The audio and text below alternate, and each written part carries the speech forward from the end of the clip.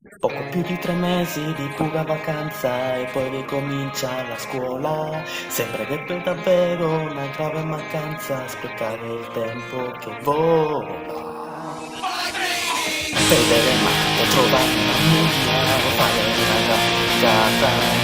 Scoprire una specie da cui c'è lavare una scimmia intramata. Cavalcare sé, creare sé che vorrebbe un grosso cervello. Scovare realtà, dipingere città o fare un bravo fratello. Penso che oggi sia il giorno più stupido. Per me tu dice che domani sarà un milione di volte meglio. Perciò corri sempre l'attimo che il tempo vola via.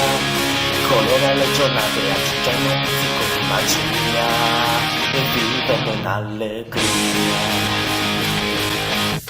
Stare nel freddo o fare nel bagno, fisciare su quei fagiolini. Ideare un sistema per non dimenticare, ma giocare sotto manini. Poi gridare un po', fare un grande sognare, portare per amante. Cambiare epoca, quando la vita è suonato le nostre chitarre. Penso che oggi sia il giorno più stupendo. Per il meglio dice che domani sarà un milione di volte meglio. Perciò corri sempre l'attimo che il tempo vola via. Colora le giornate, aggiungendo un pizzico di magia e vivendo in allegria.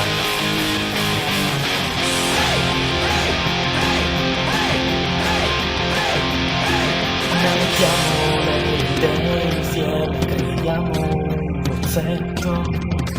Che importa se facciamo tardi, noi ho già letto. Abbiamo tutti i nostri attrezzi per fare i nostri progetti ed ogni tipo di manuale, perfino delle scale, matite e compassi, cacciavite, tante assi, perché no una lanciata ed è così che noi abbiamo.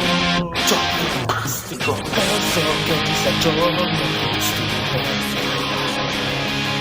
Però il meglio dice che domani sarà un milione di volte meglio. Perciò corri sempre l'attimo che il tempo vola via. Colora le giornate aggiungendo un pizzico di magia. Esatto, vivi sempre in allegria. Il giorno più stupendo è proprio oggi. Vivi sempre in allegria. Il giorno più stupendo è proprio oggi. Vivi sempre in allegria.